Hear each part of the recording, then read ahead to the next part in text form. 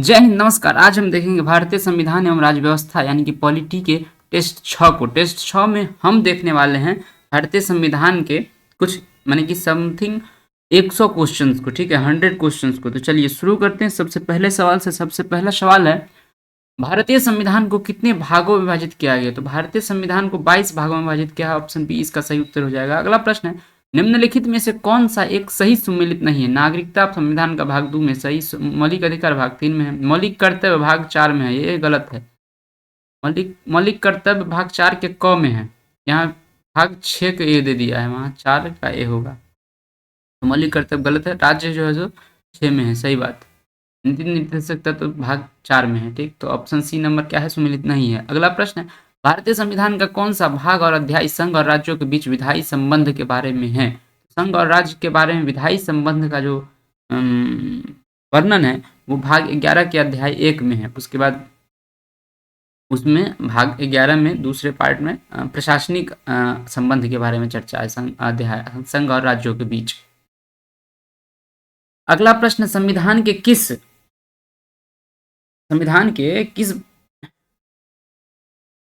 किस भाग में पंचायती राज व्यवस्था संबंधी प्रावधान दिए गए हैं? तो भाग 9 में दिया गया है पंचायती राज की व्यवस्था।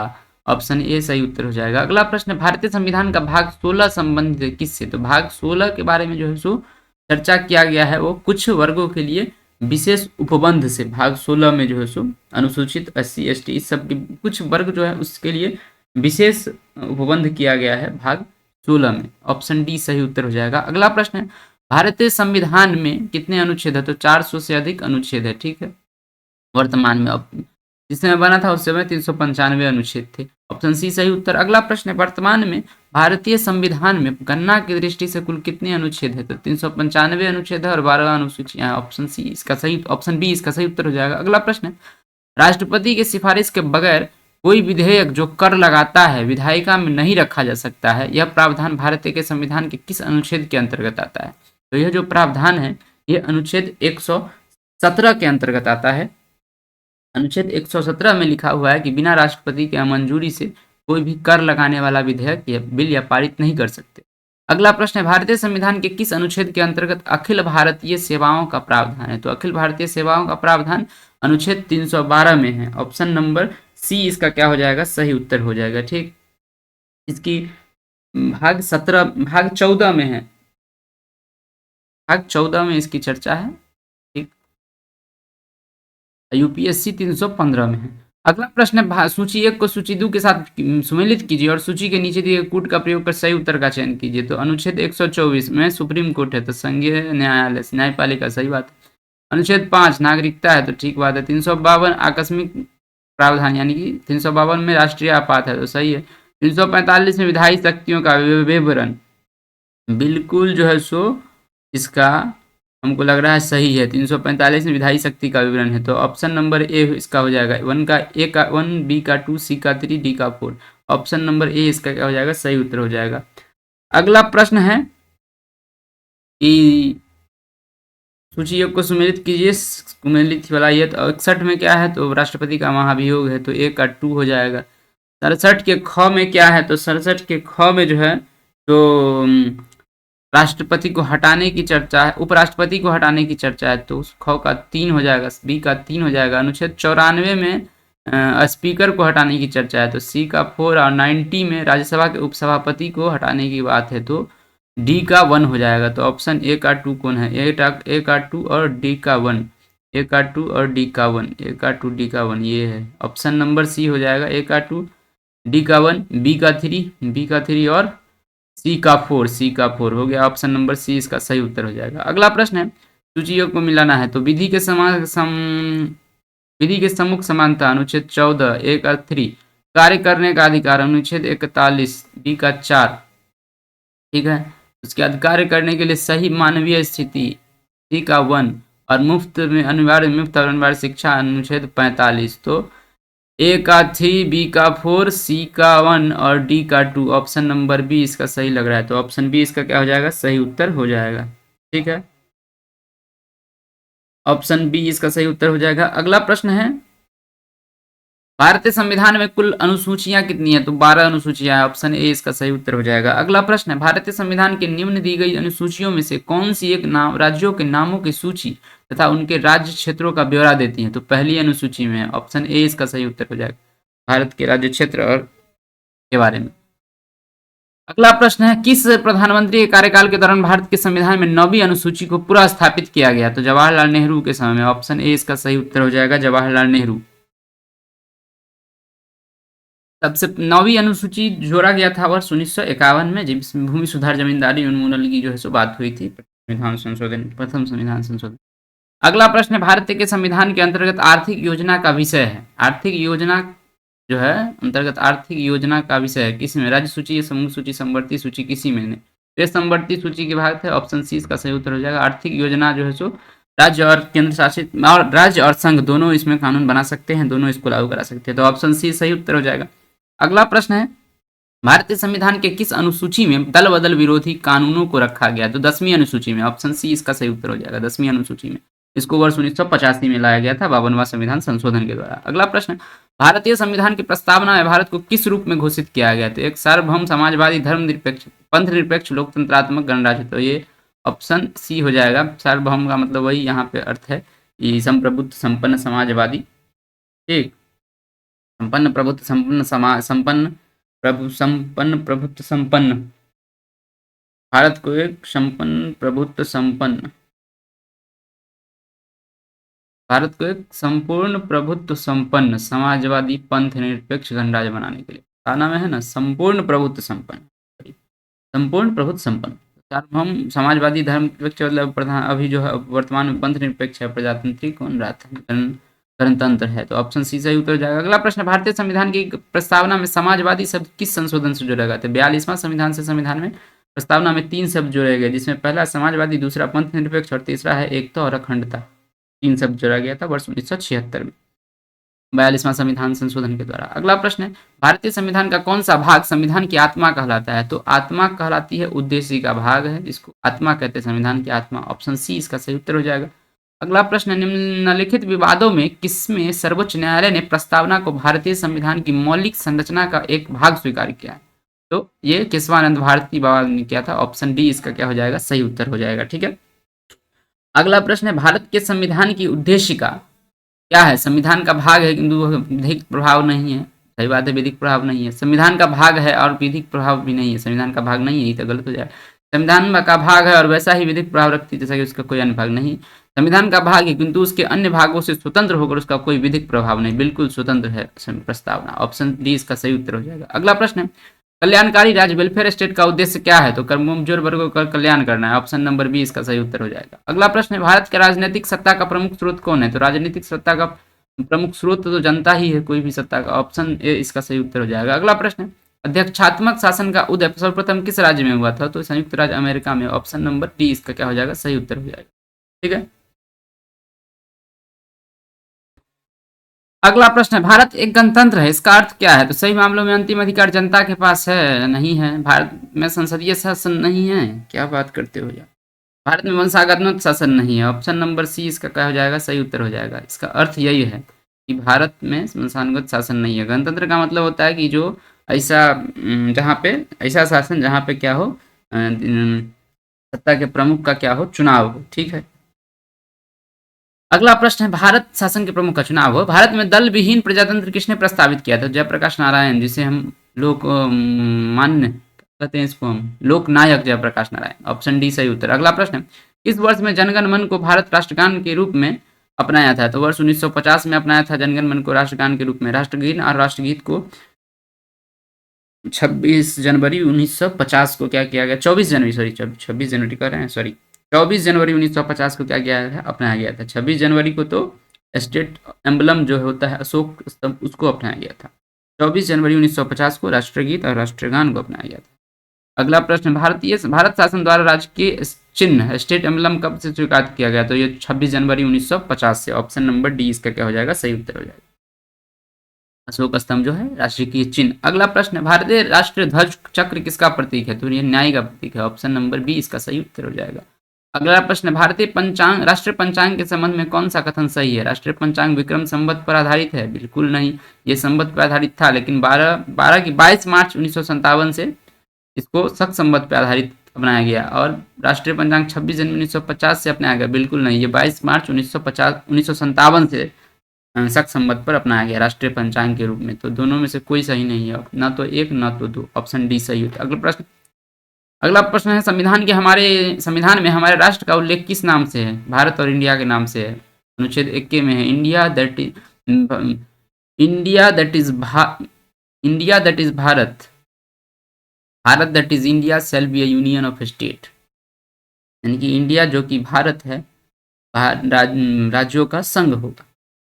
अगला प्रश्न है, संविधान के प्रथम अनुच्छेद के अनुसार भारत का क्या है? तो राज्यों का यूनियन है, ऑप्शन नंबर डी सही उत्तर। अगला प्रश्न है, संविधान के निम्नलिखित में से किस प्रावधान के अंतर्गत भारतीय संसद को नया राज्य बनाने का अधिकार है? अनुच्छेद 3, ऑप्शन सी सही उत्तर।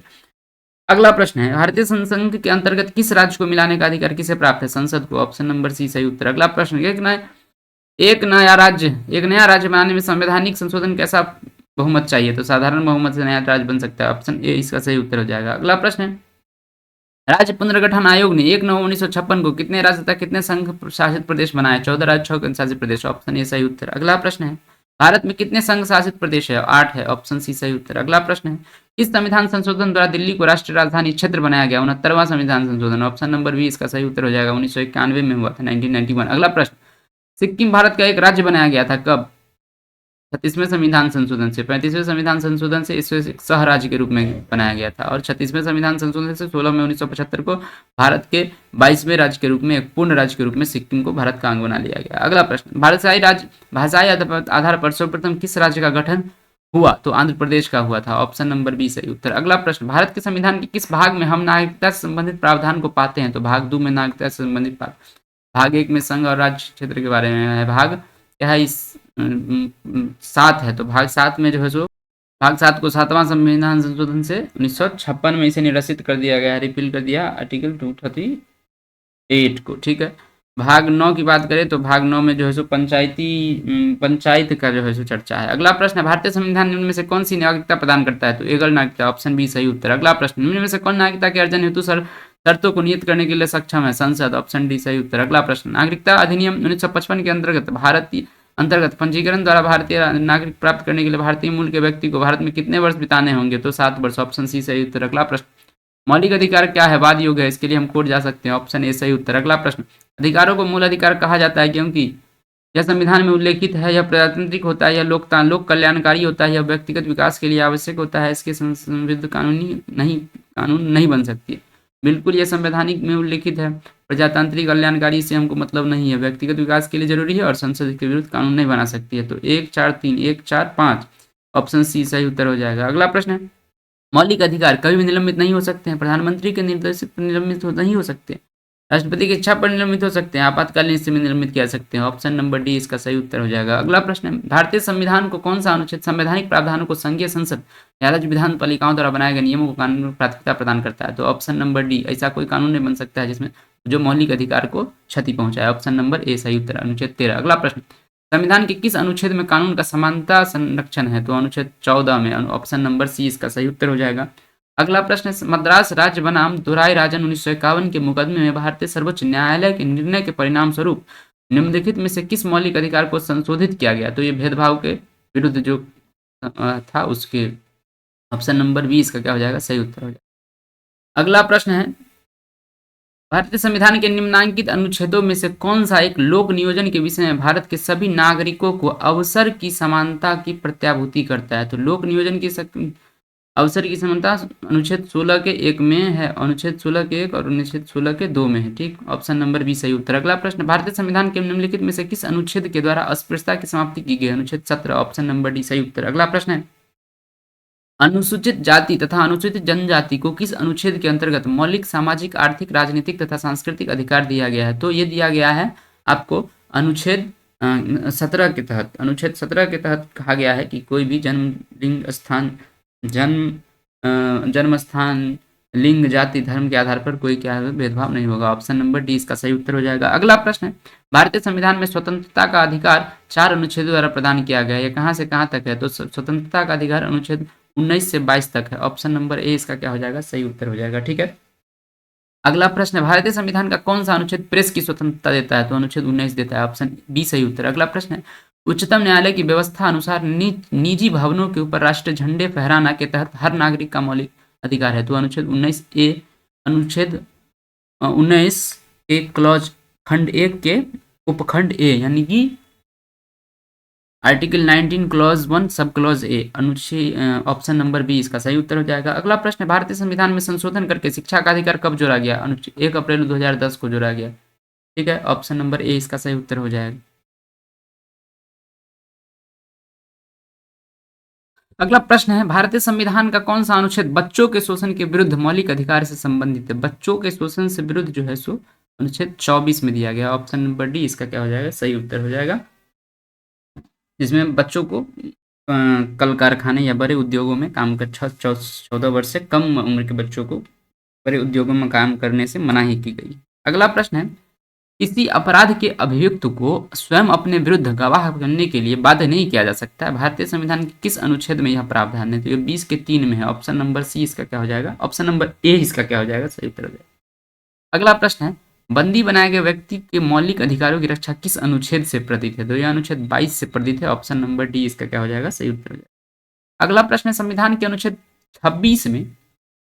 26 में धार्मिक कार्यों के प्रबंध की स्वतंत्रता पर क्या प्रतिबंध लगाया गया है, तो ये कहा गया है कि अनुच्छेद 26 के तहत जो भी धार्मिक कार्यों का प्रबंधन होगा वो लोक लोक व्यवस्था, स्वास्थ्य और सदाचार के अधीन होना चाहिए। ठीक है, तो 1, 4 और 5, तो 1, 4 और 5 ऑप्शन नंबर डी इसका सही उत्तर हो जाएगा। ठीक है, कि जो भी धार्मिक कार्यों का प्रबंधन होना चाहिए वो लोक व्यवस्था, स्वास्थ्य और सदाचार के अधीन होगा। ठीक, अधीन रहकर होगा। अगला प्रश्न है, भारतीय संविधान का कौन सा अनुच्छेद अल्पसंख्यकों को अपनी मनपसंद शिक्षण संस्थाओं को स्थापित तथा संचालित करने के लिए अधिकार प्रदान करता है, तो ये अनुच्छेद 30 के तहत करता है। ऑप्शन नंबर डी इसका सही उत्तर हो जाएगा, जो अल्पसंख्यकों को उनके मनपसंद शिक्षण संस्थानों को स्थापित करना और उसको संचालन करने के लिए ये जो है सो संरक्षण प्रदान करता है। अगला प्रश्न है, भारतीय संविधान के अंतर्गत निम्नलिखित में से किससे मूल अधिकारों का संरक्षक समझा जाता है, तो मूल अधिकारों का संरक्षक ऑप्शन नंबर ए मूल अधिकारों का संरक्षक न्यायपालिका है। ऑप्शन नंबर सी इसका सही उत्तर हो जाएगा। ठीक है, अगला प्रश्न है, भारत के संविधान के किस अनुच्छेद के अंतर्गत भारत का उच्चतम न्यायालय नागरिकों के मूल अधिकारों के प्रवर्तन के लिए विभिन्न रीट जारी कर सकते हैं, सुप्रीम कोर्ट अनुच्छेद 32 के तहत रीट जारी कर सकता है। ऑप्शन नंबर ए इसका सही उत्तर हो जाएगा। यदि मूल अधिकारों का हनन होता है तो सुप्रीम कोर्ट अनुच्छेद 32 के तहत रीट जारी कर सकता है और हाई कोर्ट अनुच्छेद 226 के तहत रीट जारी करता है। अगला प्रश्न, निम्नांकित में कौन सी सही सुमिलित नहीं है, तो बंदी प्रत्यक्ष टू बी है, बॉडी ऑफ परमादेश भी कमान प्रतिशत टू बी सर्टिफाइड गलत है। ऑप्शन नंबर सी इसका सही उत्तर हो जाएगा। अधिकार परीक्षा वाई वाट अथॉरिटी सही है। प्रतिषेध का मतलब टू बी सर्टिफाइड नहीं होता। ठीक है, ऑप्शन नंबर सी इसका सम्मिलित नहीं है। अगला प्रश्न है, निम्नलिखित में से किस बात में भारतीय संविधान के मूल संरचना के सिद्धांत की रूपरेखा प्रतिपादित की है, तो भारतीय संरचना की बेसिक स्ट्रक्चर का बात किया गया है केशवानंद भारती और केरल राज्य के मामले में। ऑप्शन नंबर सी इसका सही उत्तर हो जाएगा। अगला प्रश्न है, संपत्ति का अधिकार क्या है, तो एक वैधानिक और कानूनी अधिकार है, तो ऑप्शन नंबर सी और डी कह सकते हैं। अगला प्रश्न है, निम्नलिखित में किसके द्वारा संपत्ति के मूल अधिकार का लोप किया गया है, तो 44वां संविधान संशोधन। 44वां संविधान संशोधन ऑप्शन नंबर सी हो जाएगा इसका। 1976 में किया गया था। संपत्ति के अधिकार को मूल अधिकार से हटा करके अनुच्छेद कानूनी अधिकार के रूप में 300 के क में रख दिया गया था। अगला प्रश्न है, भारतीय संविधान के अंतर्गत निम्नलिखित अधिकारों में से कौन सा एक अधिकार सभी व्यक्तियों को प्राप्त है, तो सभी व्यक्ति को जो प्राप्त अधिकार है वो है विधि के समान संरक्षण का प्राप्त। ऑप्शन नंबर ए इसका क्या हो जाएगा, सही उत्तर हो जाएगा। और केवल भारतीयों को जो प्राप्त है उसमें 15, 16, 19, 29, 30 है। अगला प्रश्न है, भारत में रहने वाला ब्रिटिश नागरिक दावा नहीं कर सकता व्यापार और व्यवसाय की स्वतंत्रता का, बिल्कुल नहीं कर सकता। ऑप्शन नंबर ए इसका क्या हो जाएगा, सही उत्तर हो जाएगा। विधि के समक्ष कर सकता है, जीवन व्यक्तिगत की स्वतंत्रता है उसको, धर्म की स्वतंत्रता उसको है। अगला प्रश्न, राज्य के नीति निर्देशक सिद्धांतों को भारतीय संविधान में शामिल किए जाने का उद्देश्य क्या है, तो ये सामाजिक और आर्थिक प्रजातांत्रिक या सामाजिक आर्थिक न्याय के लिए। ऑप्शन नंबर डी इसका सही उत्तर हो जाएगा। अगला प्रश्न है, समान कार्य के लिए समान वेतन भारत के संविधान में सुनिश्चित किया गया, यह किसके द्वारा किया गया, तो राज्य के नीति निर्देशक तत्वों का अंग अनुच्छेद 39 के क में दिया गया है 39A। ऑप्शन नंबर बी इसका क्या हो जाएगा, सही उत्तर हो जाएगा। अगला प्रश्न है, भारत में निम्नलिखित में से किसके अंतर्गत पंचायती राज प्रणाली की व्यवस्था की गई है? तो राज्य के नीति निर्देशक तत्व, ऑप्शन नंबर सी इसका सही उत्तर हो जाएगा। अनुच्छेद 40 में दिया गया है इसकी चर्चा पंचायत की। अगला प्रश्न है, निम्नलिखित में से कौन सा सही सुमेलित नहीं है? तो अनुच्छेद 39 है, समान न्याय एवं निःशुल्क विधि सहायता। बिल्कुल हम गलती बोल दिए थे, क्या वो सवाल में गलती बोले थे। समान कार्य के लिए समान वेतन स्त्री पुरुष को ये दिया जाता है, किस में दिया जाता है? तो ये 39 में दिया जाता है। ठीक है, अनुच्छेद 39 के आधार पर स्त्री पुरुष को समान कार्य के लिए समान वेतन की चर्चा है। अनुच्छेद 39 के क में तो निःशुल्क विधि सहायता की चर्चा है। ठीक है, तो यहाँ पे थोड़ा सा मिस्टेक हो गया था हमसे। अगला प्रश्न है, ये 39 के क में समान न्याय एवं निःशुल्क विधिक सहायता, यहाँ देखकर हमको याद आया। उसके बाद 40 में ग्राम पंचायतों का गठन, बिल्कुल सही है। 44 में समान नागरिक संहिता, बिल्कुल सही है। और 48 में न्यायपालिका का कार्यपालिका से पृथक्करण, बिल्कुल नहीं। ये न्यायपालिका से कार्यपालिका का अलग होना अनुच्छेद 50 में दिया गया है। तो सुमेलित ऑप्शन डी नंबर नहीं है। ठीक, ऑप्शन डी सही सुमेलित नहीं है। बात करें अनुच्छेद 48 की, तो अनुच्छेद 48 में कृषि और पशुपालन को बढ़ावा देना और दुधारू पशु की हत्या पर बैन लगाना है राज्य की जिम्मेदारी। अगला प्रश्न है, भारत में न्यायपालिका का कार्यपालिका से पृथक्करण किससे संबंधित है? तो ये राज्य के नीति निर्देशक तत्व अनुच्छेद 50 में है। ऑप्शन नंबर बी इसका क्या हो जाएगा, सही उत्तर हो जाएगा। अगला प्रश्न, भारतीय संविधान का कौन सा भाग अंतर्राष्ट्रीय शांति और सुरक्षा के राज्य के प्रति उत्तरदायित्व का उल्लेख करता है? तो राज्य के नीति निर्देशक तत्व ऑप्शन सी इसका सही उत्तर हो जाएगा। अगला प्रश्न, निम्नलिखित में से भारत के संविधान में किसमें पर्यावरण संरक्षण एवं संवर्धन तथा वन्य व वन्यजीव जीवन की रक्षा के प्रावधान किए जाते हैं? तो ये राज्य के नीति निर्देशक तत्व में भी है और नागरिकों के मूल कर्तव्य में भी है। तो ऑप्शन नंबर सी इसका क्या हो जाएगा, सही उत्तर हो जाएगा, ए और बी दोनों। अगला प्रश्न, राज्य के नीति निर्देशक सिद्धांत एक ऐसा चेक है जो बैंक की सुविधा अनुसार अदा किया जाता है। किसने कहा था? तो केटी शाह ने कहा था। क्योंकि नीति निर्देशक तत्व में जो भी बातें लिखी गई हैं उस पर राज्य के विरुद्ध कोर्ट नहीं जा सकते, यानी कि वो बात योग नहीं है। राज्य दे तो ठीक, न दे तो चुपचाप बैठिए। अगला प्रश्न है, निम्न में से एक कमेटी या आयोग ने संविधान में मूल कर्तव्य सम्मिलित करने के लिए संशोधित की? स्वर्ण सिंह समिति, ऑप्शन नंबर ए इसका सही उत्तर हो जाएगा। अगला प्रश्न है, किस संशोधन द्वारा भारतीय संविधान में नागरिकों के मूल कर्तव्य शामिल किए गए? तो 42वां संविधान संशोधन में 10 किया गया। उसके बाद 84वां संविधान संशोधन 2000 मूल कर्तव्य शामिल किया गया था। 42वां संविधान संशोधन में 10 और 86वां संविधान संशोधन में एक और दिया गया था। अभी वर्तमान में मूल कर्तव्य कितने हैं? 11 हैं। अगला प्रश्न, भारत के संविधान में मौलिक कर्तव्य किस संविधान संशोधन द्वारा जोड़ा गया? तो ये 42वां संविधान संशोधन जोड़ा गया। ऑप्शन नंबर बी इसका क्या हो जाएगा, सही उत्तर हो जाएगा। ठीक है, अगला प्रश्न, निम्न में से किस एक का संरक्षण भारतीय नागरिक का मूल कर्तव्य है? तो मूल कर्तव्य वन्य जीव का संरक्षण है। ग्राम पंचायतों का गठन सब राज्य का है। एक का संरक्षण, किस एक का संरक्षण भारतीय नागरिक का मूल कर्तव्य है? तो राष्ट्रीय ध्वज का भी है, राष्ट्रीय ध्वज का। ऑप्शन नंबर बी इसका क्या हो जाएगा, सही उत्तर हो जाएगा। ठीक है, राष्ट्रीय ध्वज का संरक्षण भारतीय नागरिक का मूल कर्तव्य बिल्कुल होना चाहिए। और वन्य जीव का भी, वन्य जीव तो किस एक का, तो एक का राष्ट्रीय ध्वज हो जाएगा। ऑप्शन नंबर बी इसका सही उत्तर हो जाएगा। ठीक है, राष्ट्रीय ध्वज का संरक्षण तो भारतीय नागरिकों का मूल कर्तव्य ही है। संरक्षण तो वन्य जीव का होता है, राष्ट्रीय ध्वज का तो सम्मान है। ठीक है, तो ऑप्शन नंबर डी इसका सही उत्तर हो जाएगा। अगला प्रश्न है, भारतीय संविधान में कितने मौलिक कर्तव्य है? तो 11 है। ऑप्शन नंबर बी इसका सही उत्तर हो जाएगा। अगला प्रश्न, निम्नांकित में कौन भारतीय गणतंत्र का प्रमुख है? तो भारतीय गणतंत्र का जो प्रमुख है वो हो जाता है, आपको क्या कहते हैं उसको, भारत का राष्ट्रपति होते हैं। ऑप्शन नंबर ए सही उत्तर। अगला प्रश्न, भारत के राष्ट्रपति अपने शक्तियों का प्रयोग किसके द्वारा करते हैं? तो सीधे अथवा अपने अधीनस्थ अधिकारियों द्वारा। ऑप्शन नंबर ए इसका सही उत्तर हो जाएगा।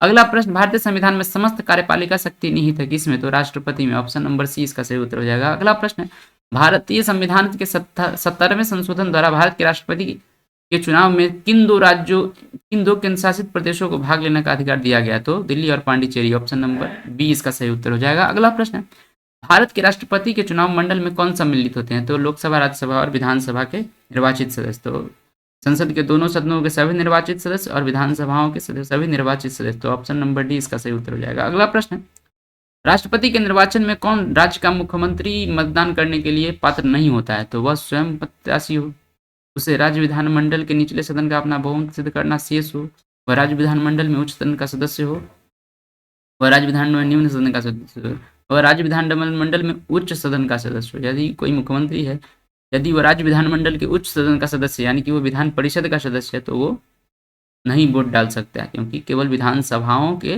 निर्वाचित सदस्यों के द्वारा ही राष्ट्रपति के निर्वाचन में वोट डाले जाते हैं। अगला प्रश्न, भारतीय संविधान का कौन सा अनुच्छेद राष्ट्रपति पद के लिए पुनः निर्वाचित की योग्यता प्रदान करता है? तो अनुच्छेद 57, ऑप्शन नंबर डी सही उत्तर। अगला प्रश्न, भारत के उपराष्ट्रपति का महाभियोग द्वारा हटाने की प्रक्रिया किस अनुच्छेद में वर्णित है? अनुच्छेद 61 में, ऑप्शन नंबर बी सही उत्तर। अगला प्रश्न, भारतीय संविधान में निम्नलिखित अनुच्छेदों में से कौन सा भारतीय राष्ट्रपति के महाभियोग की संबंध में है? तो ऑप्शन नंबर 61। अगला प्रश्न है, क्या कहते हैं, अगला प्रश्न है, राष्ट्रपति का रिक्त स्थान भर लिया जाना चाहिए 6 महीना के अंदर, ऑप्शन नंबर बी सही उत्तर। अगला प्रश्न है, यदि मृत्यु त्यागपत्र अथवा हटाए जाने की स्थिति में भारत का राष्ट्रपति का पद रिक्त हो जाए तो उस पद पर कार्यभार कौन संभालेगा? उपराष्ट्रपति, ऑप्शन नंबर सी सही उत्तर। अगला प्रश्न, भारतीय संसद का संयुक्त अधिवेशन निम्नलिखित में कौन बुलाता है? तो राष्ट्रपति बुलाने का अधिकार है, ऑप्शन नंबर ए सही उत्तर, अनुच्छेद 108 के तहत। अगला प्रश्न, भारतीय संविधान के किस अनुच्छेद के अंतर्गत राष्ट्रपति संसद दोनों सदनों द्वारा पारित किसी बिल पर अपनी स्वीकृति रोक सकते हैं? तो अनुच्छेद 111 के अंतर्गत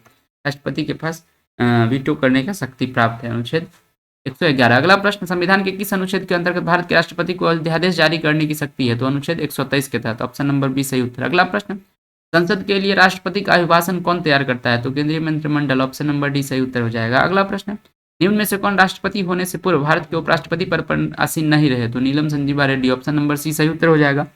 अगला प्रश्न, अब आगे हम देखेंगे पॉलिटी के टेस्ट 6 के बारे में। तब तक के लिए धन्यवाद, नमस्कार, जय हिंद।